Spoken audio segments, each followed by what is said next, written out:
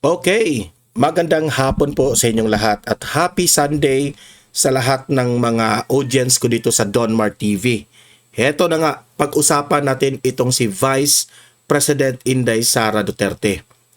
Itong si Father, ayan, na-shock si Father kasi nalaman niya na wala na talagang chance itong ipinaglalaban nila, itong plunder na kinaso nila kay VP Sara. Dito sa vlog na ito ay inexplain po ni Malutikia, no? At itong mga political analyst na mga magagaling.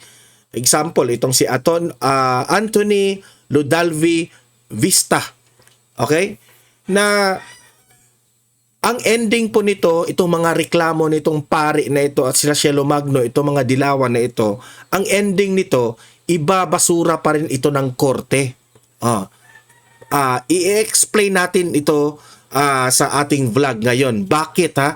Kasi po, wala pong katuturan ang kanilang mga pinagsasabi. Halatang halata na propaganda ang lahat. Okay? I-explain ko sa inyo bakit ibabasura na ito ng korte kaagad. Okay? Pero bago ang lahat, bago natin ito pag-uusapan, help me po muna na i-like at saka i-share itong video na ito para guys, kakalat ito sa taong bayan. Okay?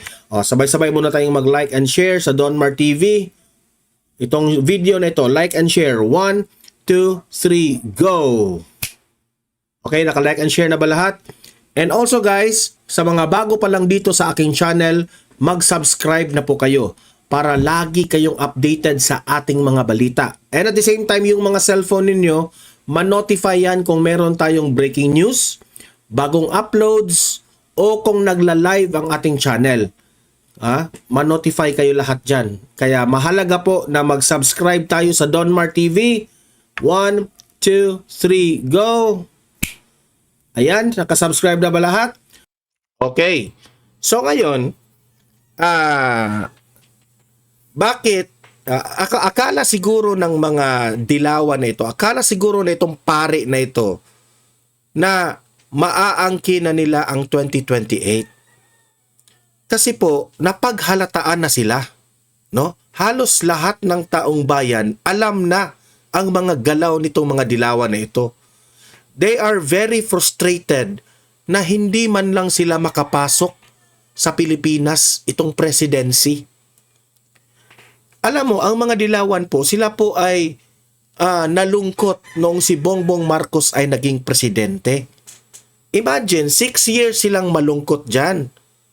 Ngayon naman, usap-usapan na ito yung papalit kay Bongbong Marcos.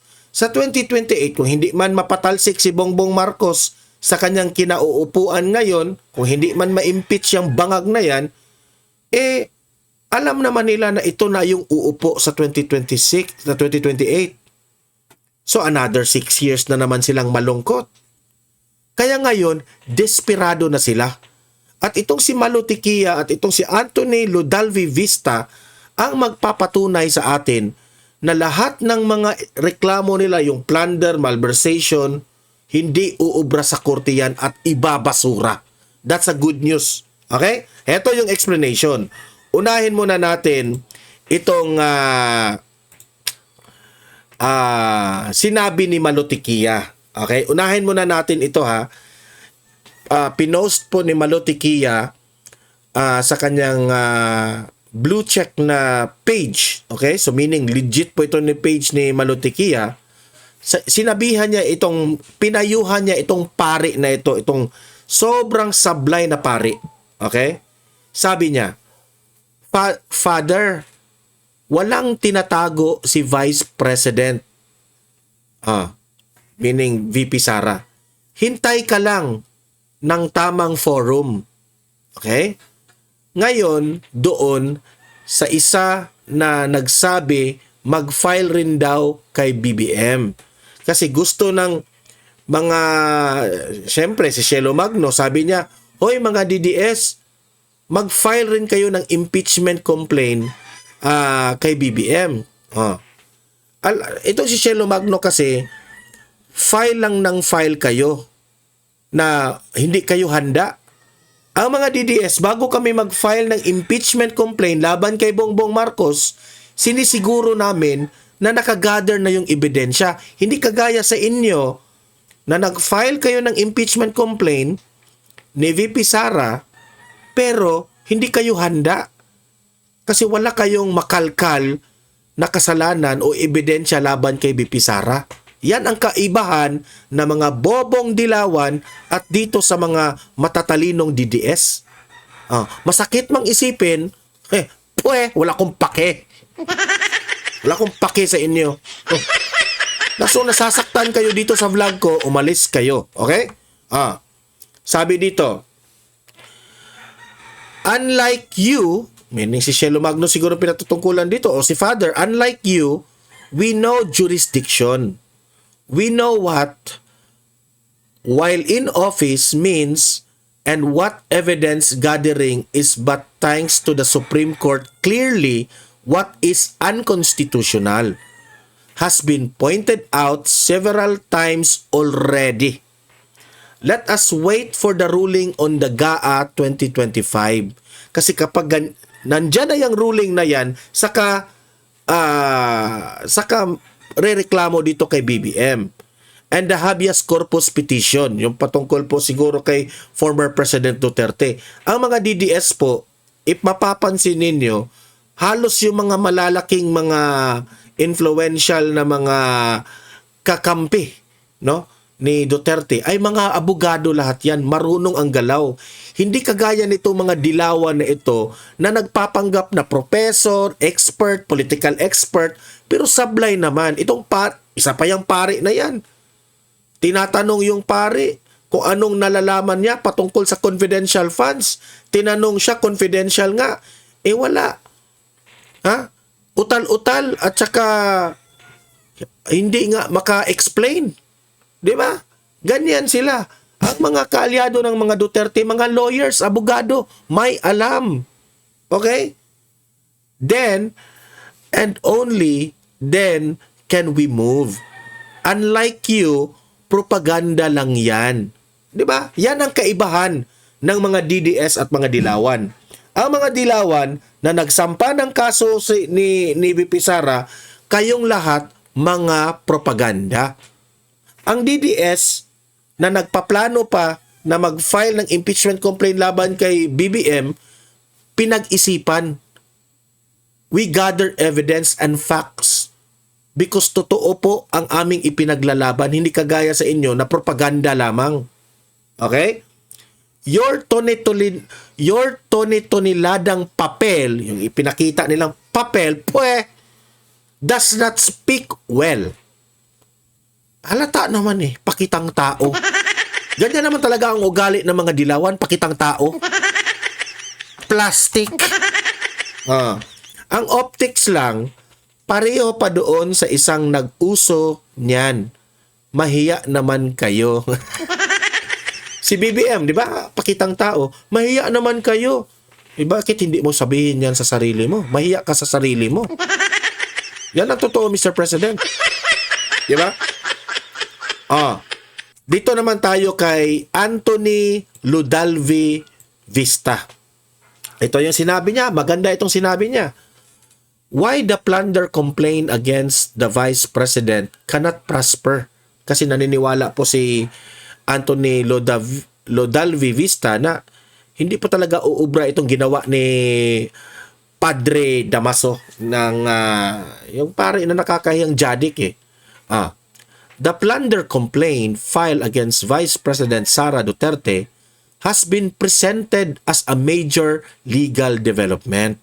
Okay, kasi alam nyo na ba, nakaabang na yung media, so pasikat sila, di ba? Yan, nakakompile yung mga papel-papel, tuniladang papel na ito raw yung mga reklamo nila kay VP Sara.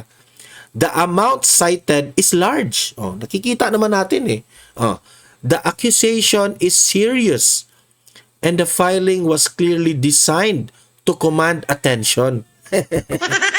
Meaning to say, papansin. Di ba, Anthony Ludalve? Papansin sila. But criminal law does not operate on attention or indignation. Hindi po ganyan ang galaw ng korte. Pasensya ka na, padre. Hindi po madadala ang korte sa mga pasikat ninyong propaganda na ang daming papel na reklamo. Hindi po madadala ang korte niyan. It operates on evidence, legal standards, and constitutional boundaries. Kaming mga DDS, kung kami ay mag-file ng impeachment laban kay BBM, sinisigurado namin na meron kaming ikapakita na tunay na ebidensya. Mga legal na mga standards. Hindi yung sulpot lang kayo ng sulpot ng walang pinag-isipan.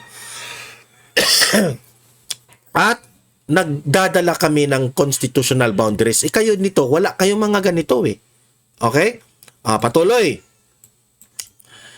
When the complaint is examined carefully, step by step, it becomes clear that it cannot stand as a criminal case. Wala naman, walang basihan.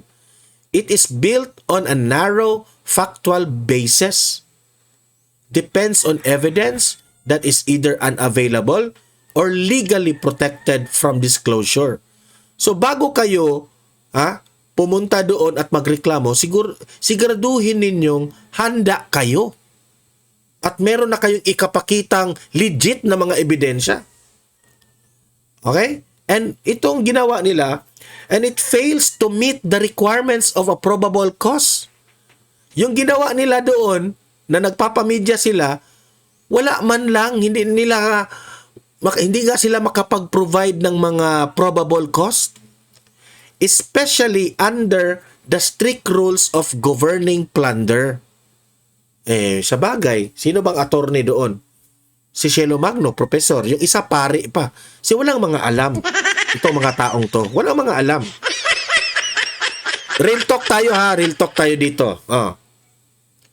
Even assuming the best intentions, the case is legally untenable. Okay? Kahit pa magpa-bright pa kayo dyan, magpakita pa kayo sa media na ganito, ganyan, bla bla bla, wala pa rin. Hindi yan papasa sa legalities ng korte. Okay? The filing and its legal posture ang pag-uusapan natin ngayon. Ito tinuturuan na nga kayo dito ni Anthony Ludalvi Vista The filing and its legal posture.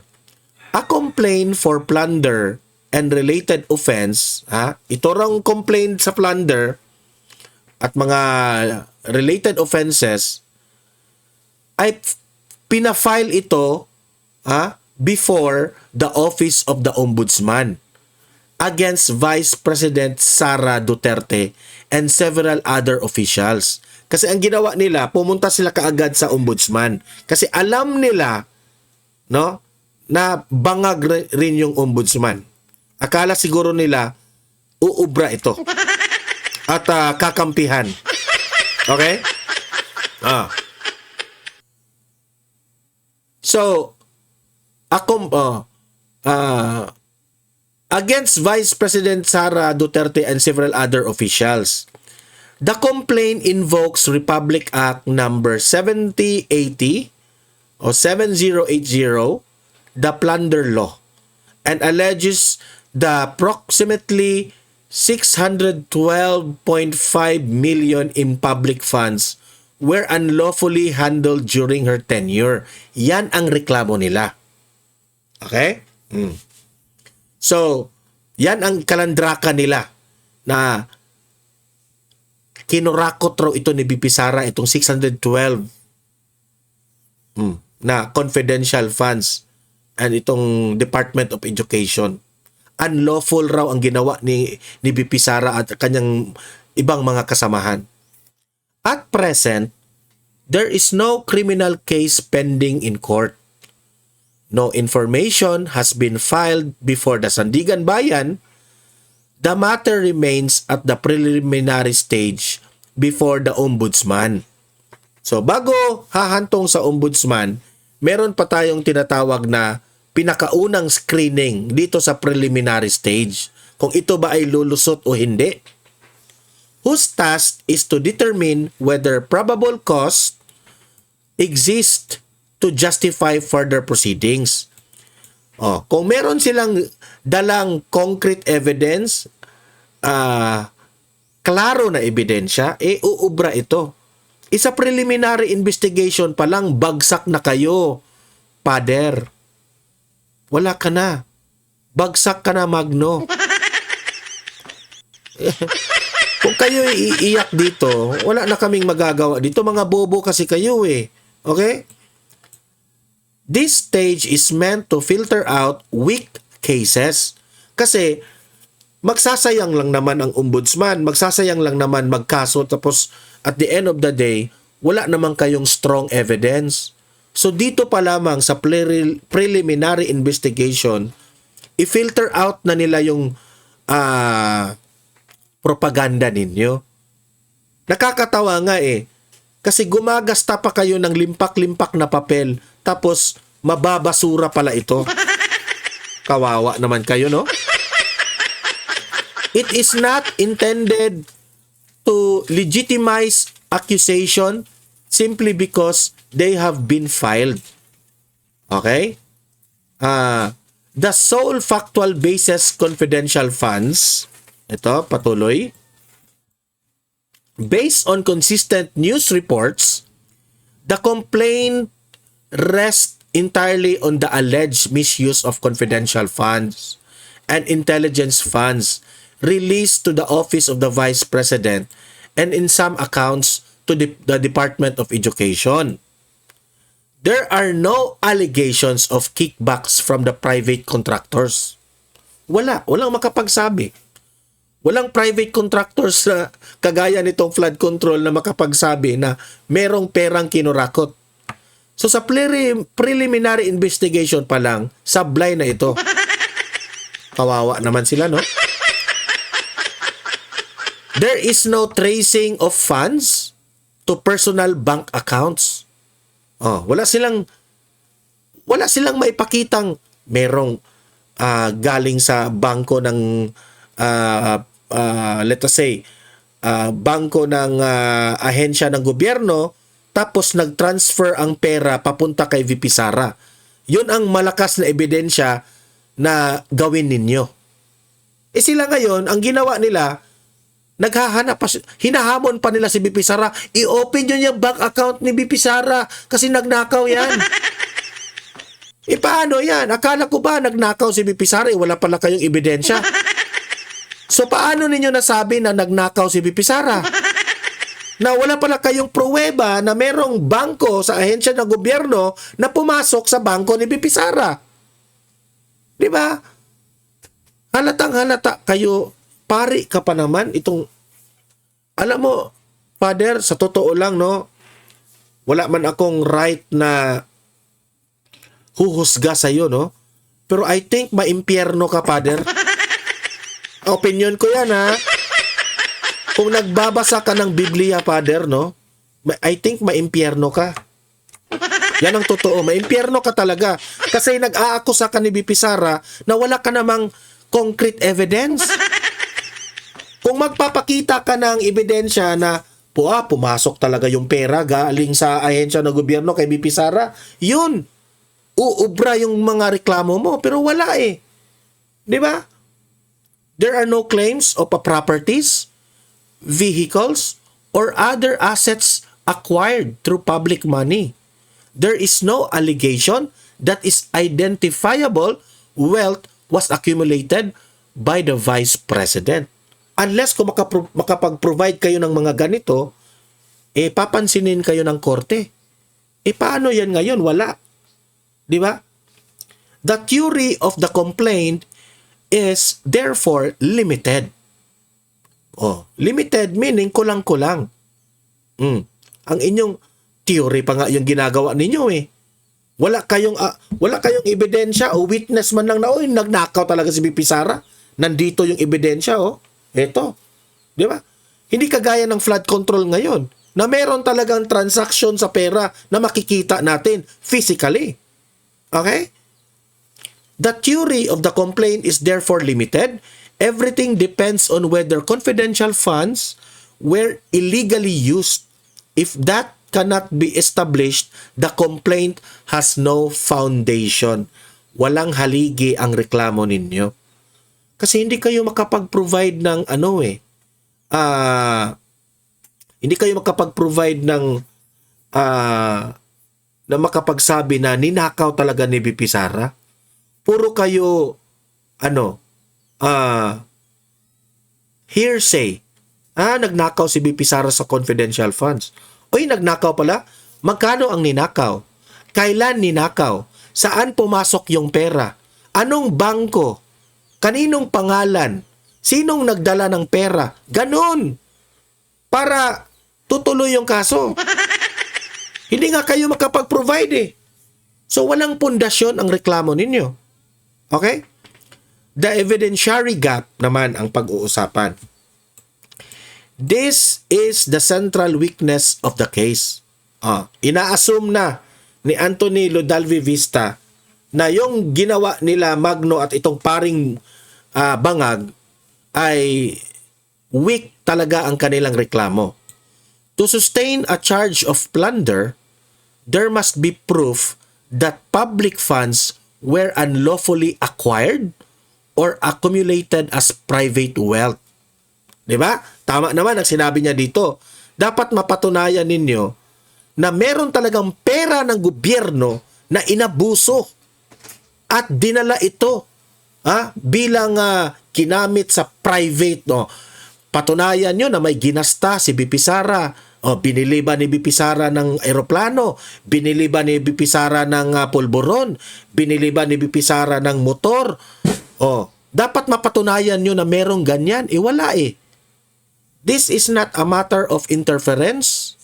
This is not a matter of inference or suspicion. It requires concrete facts showing that money intended for public purposes ended up a personal gain. Di ba? Magno at ikaw, bangag na pare, meron ba kayong picture na limpak-limpak na pera? Meron ba kayong dokumento? Makapag-provide ba kayo na pinasok ito sa bahay ni BP Sara o sa vault ni BP Sara? Yung pera, winaldas ni BP Sara, ginamit ng bumili ng motor, appliances. Meron ba? Wala, di ba? So, hupas ito. Wala. Ito pa. As matters stand, no such facts have been publicly established. What exists are assertions that confidential funds were spent. Yun lang ang kanilang pruweba. Ginasta ni VP Sara. Anong ginasta? Saan ginasta? Kailan ginasta? Hindi makapag-provide. Di ba? So mga bobo kayo.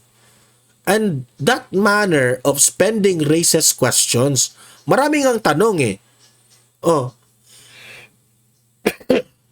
Kasi sinabi ni Franz Castro, ni Magno at itong si Bangag na pare na ginasta ito ni BP Sara.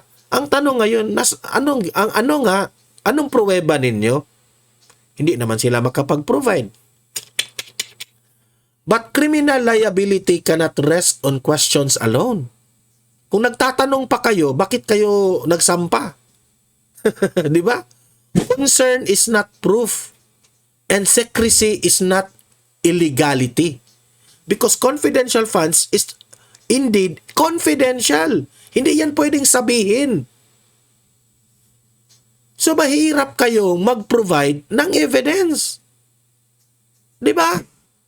Magno, pari na bangag, huminto kayo sa kalokohan ninyo. Dahil alam ng taong bayan na kalokohan yung mga pinagagawa ninyo. Why the Commission on Audit is indispensable. Isa pa itong argumento na ito. Teka muna iinom muna ako ng tubig kasi medyo nag-dry yung aking lalamunan kasi nagpaugat o explain dito sa mga bangag na pare at si Magno. Okay, dito tayo sa Commission on Audit. Ha? Bakit indispensable ito? The Constitution assigns the Commission on Audit exclusive authority to audit public funds. That authority extend to confidential and intelligence funds, which are audited under special rules because of their sensitive nature. Alam ito ng COA na meron po itong sensitive nature, itong confidential funds. Meron po siyang istriktong batas exclusive for confidential funds. Yan ang tandaan natin, Magno, ha, at ikaw paring bangag. Confidential funds are not unlawful by default. Meaning to say, kahit bali-baliktarin mo, default, no? Ang confidential funds, hindi po yan unlawful. Kahit hindi mo sasabihin, kung si BP Sara kasi matalino kasi at abogado kasi alam niya ito. Pero itong si Magno at si Bangag pare, hindi nila malalaman ito kasi mga boba eh. Okay? Yan, alam ni BP Sara na pwedeng hindi po ito isa publiko kung paano ito ginasta kasi confidential nga. Pwedeng makasuhan si BP Sara dyan. Kung lalabag, kung sasabihin ni ito kasi ito yung gusto mangyari nila. Gusto nila pa-explainin si BP Sara na paano nyo ginasta ang confidential funds. Kung mag-e-explain si BP Sara kung paano niya ginasta yan, labag yan sa konstitusyon natin. Okay? So kung hindi niya sasabihin yan, that's not unlawful by nature, by default. Okay? Magno? At ikaw, Bangag pare, I hope, sana makinig kayo dito. They are appropriated by Congress and allowed by law. Meaning to say, kahit Congress na ang gumawa nito dati pa, ang patungkol sa batas ng confidential funds. Their audit is restricted not to shield wrongdoing. Hindi po yan, ibig sabihin, hindi po sinasabi kung paano ginasta ang confidential funds, hindi para pagtakpan ang mga maling gawain. Okay? But to protect legitimate state interest. Ang pinoprotektahan po dito ay yung ang legitimacy po ng ating status ng ating bansa, ang interest ng ating bansa. Ito po ay legal na framework na inestablished by a statute and long practice. Okay? Only COA can determine whether confidential funds were used in violation of law. Without COA's findings, no other body can lawfully conclude that misuse occurred. So malinaw. Hindi po ombudsman ang magsasabi na, mali ang ginawa ni VP Sara dito sa confidential funds.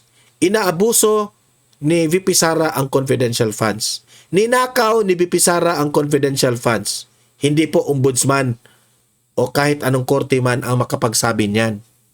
Walang iba ang may karapatang magsabi niyan, ang COA lamang.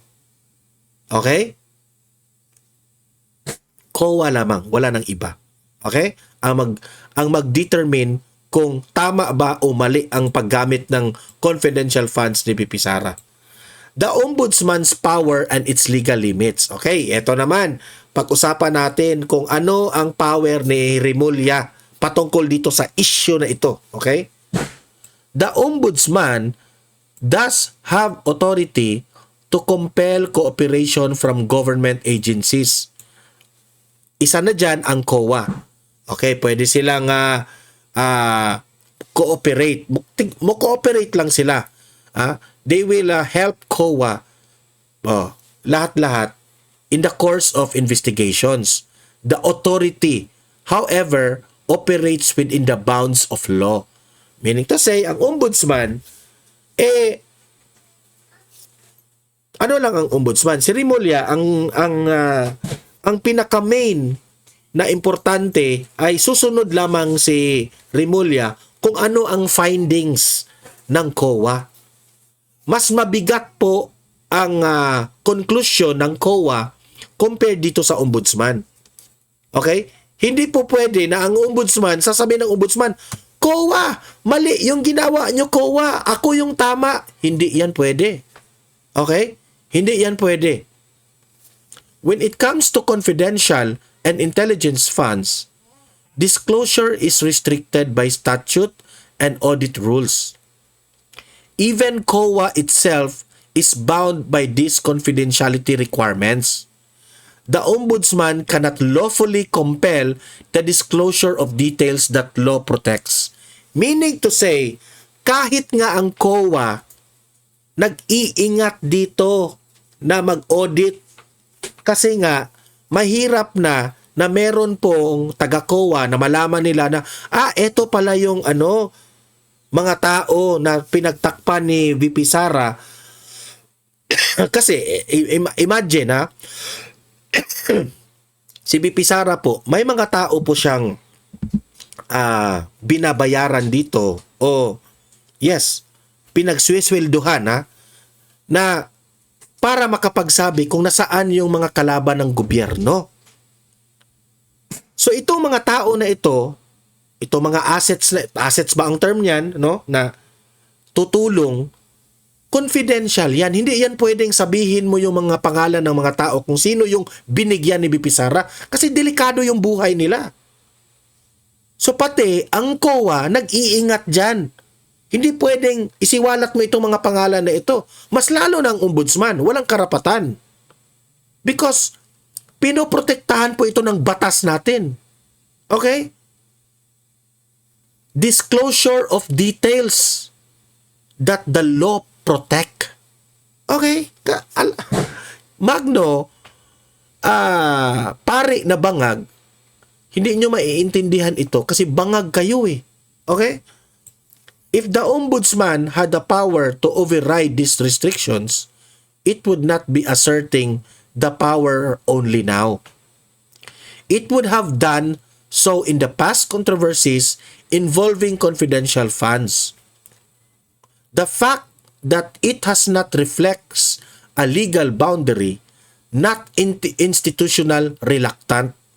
Tama naman eh. Kasi kung nagrereklamo kayo sa confidential funds ni VP Sara, itong bangag na pari at itong si Magno, lahatin nyo na, ireklamo nyo na rin yung confidential funds ni Bongbong Marcos na mas malaki, bilyones yun. At hindi lang opisina ni VP Sara ang may confidential funds at that time. Marami pang ahensya ng gobyerno. COA may initiate actions or disclose findings if it determines that the law has been violated. But absent such action, the ombudsman cannot force disclosure simply to support a complaint. So meaning to say, kung ang COA walang makikita na mali sa ginawa ni VP Sara at kung ang COA ay alam nila na lahat ng ginawa ni VP Sara dito ay dumaan sa tamang legal na proseso, walang magagawa ang COA kundi sasabihin nila malinis si VP Sara at ang ombudsman walang magagawa dito. Kaya ibig sabihin mababasura ito sa ombudsman. Yan ba ang correct term na yan? Mababasura? So, probable cause and the special rule in plunder. Ito naman sa plunder naman tayo. Probable cause required a reasonable probability based on evidence that a crime has been committed and that the respondent is probably guilty. This standard cannot be met through a speculation or assumption. Sinabi ko na yan kanina, di ba? Sabi ko sa inyo, dapat mag-provide sila ng ebidensya.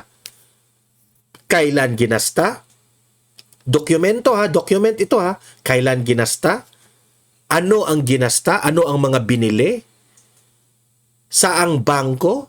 Kaninong bangko? Kanino nakapangalan? Anong pangalan? Pumasok ba sa pangalan ni VP Sara? Kasi kung speculation lang lahat ang ginawa ni Magno at ni Bangag pare o assumption, wala.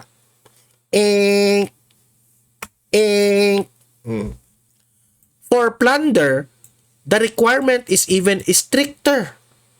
Stricto ang requirement sa plunder. This was made clear in the plunder case against former President Gloria Macapagal Arroyo.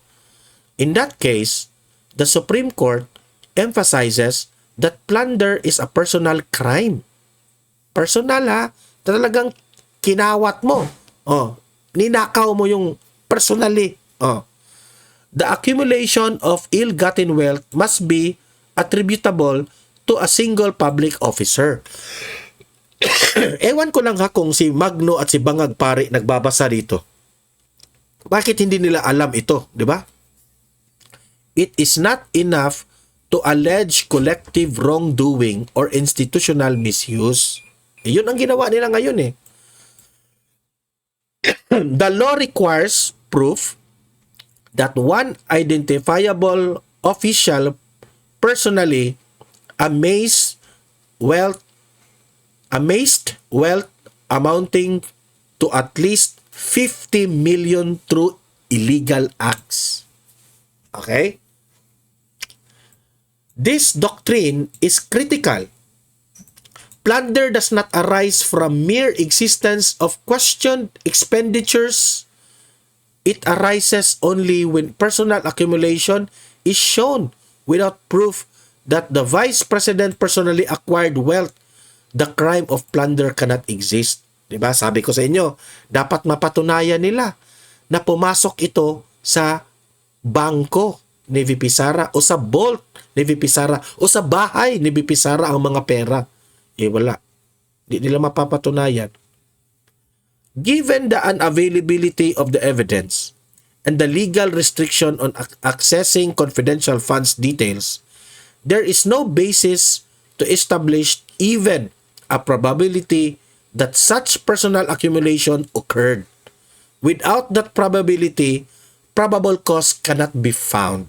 So kung hindi nyo ma-provide yan, what, how, where, what, when, yung mga tanong na yan, kung wala kayong dokumentong ganyan, wala. Hindi mapatunayan. Ito in-explain ko na ito in layman's term. The constitutional bar to prosecution. Okay, ito naman. Even if one were to assume, for argument's sake, the probable cause could somehow be established, the complaint would still be constitutionally barred. The Vice President is an impeachable official. Pati si Bongbong Marcos. Under the Constitution, impeachment is the exclusive method of accountability for impeachable officials while they remain in office. This rule exists to prevent criminal prosecution from being used as political weapon. Okay? Malinaw. Okay? Kahit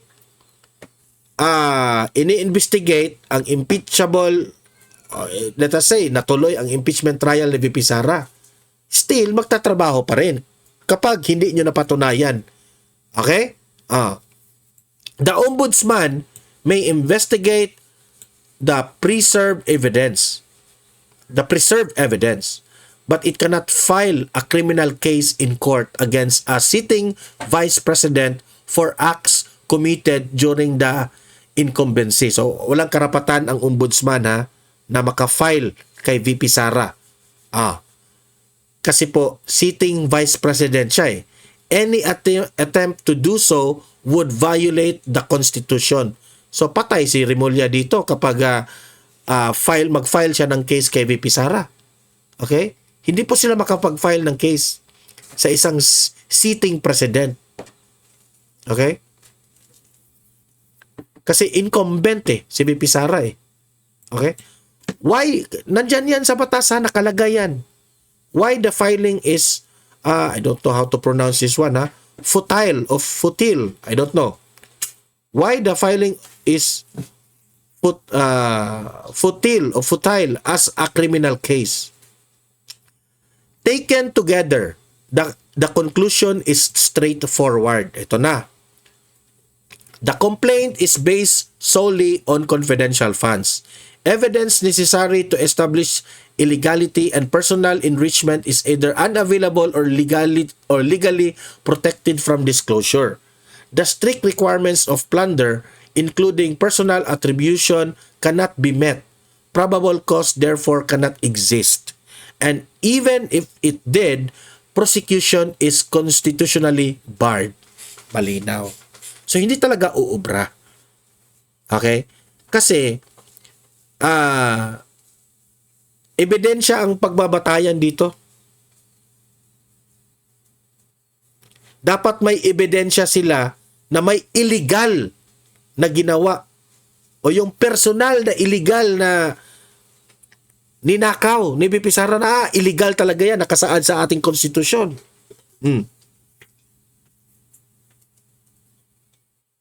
Tapos confidential funds pa. Meron pa siyang independent na sariling batas patungkol dyan. Hindi po ito kagaya ng mga ibang budget lang na budget sa edukasyon, budget sa ganyan. Iba. Ang confidential funds po ay meron po siyang ibang batas patungkol dyan. Na hindi mo pwedeng confidentiality nga. Yan na, dyan tayo magtalo-talo . A case that cannot be filed in court and cannot proceed to trial is not a viable criminal case. It has no legal destination. The likely strategic use of complaint. Ito naman. If the complaint cannot succeed as a criminal prosecution, its practical purpose becomes clearer. So, siyempre, ang complaint nila, kung hindi po yan mag-succeed, wala na talaga. Matutunaw lang yan. Meaning to say, nagsasayang ka lang ng pera, enerhiya, oras, padre, bangag. At ikaw, Magno. Wala, nagsasayang lang kayo. Such filings often serve as a groundwork for impeachment efforts. They create records, generate narratives, and allow future pleadings to claim that cases were filed or investigations were pending. The standards is impeachment are political, not criminal. Meaning to say, ginawa nila ngayon propaganda. Propaganda lahat. Alam natin. Kasi sasabihin nila, pending pa yung case. Hindi pa sinasagot ni BP Sara. Anong tawag niyo doon? Propaganda. Provide mo na kayo ng how, when, what, where na mga ebidensya. Saka kayo mag-ingay. View in this light, the complaint appears less about prosecution and more about preparation. Prospects of impeachment. Whether such preparation will succeed is doubtful. Okay? Congress is operating under intense public scrutiny. Ang sarap ng kape, Magno, at bangag. Pare, inggit kayo. Another impeachment attempt based on unresolved allegation and legally restricted evidence risked further damage to its credibility. Public patience for perceived misuse of unconstitutional processes is limited. Without clear, verifiable, and independently established facts, an impeachment effort based on this complaint is unlikely to prevail. Conclusion. Ito na po yung conclusion ni Anthony Ludalve Vista.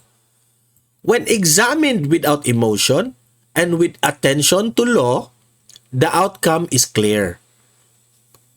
Kung ang COA ay maghusga sila dito na walang emosyon at ang pagbabasihan lang dito is ang batas natin, ang outcome dito is klarong-klaro na. As a criminal case, the plunder complaint cannot succeed. It lacks evidence of personal accumulation. Depends entirely on confidential funds protected by law. Fails to meet strict standards of probable cause under the plunder law as applied in the Arroyo case and is blocked by the Constitution. As a political instrument, it may be used, but this is separate question.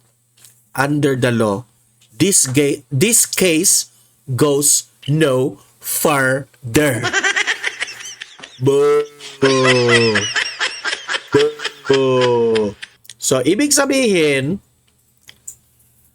maganda pa rin ang aming presidente. Okay? Masaya pa rin ang aming presidente sa 2028. Kaya kayo, bangag pare, at ikaw si Magno ka, iyak. Iyak. Iyak. Okay? So, ano masasabi nyo guys? Tama ba itong mga explanation ng mga legal experts natin na si Malo Tiquia at itong si Anthony Ludalve Vista? Mag-comment po kayo ha. Ilatag nyo ang inyong nalalaman, argumento para basahin natin sa comment section. Don't forget, i-like, i-share itong video na ito para malaman ito ng mga masang Pilipino na na-explain natin in layman's term. Okay? At sa mga first time dito sa Donmar TV, subscribe na po kayo sa Donmar YouTube channel kasi libre lang po ang mag-subscribe. Walang bayad yan.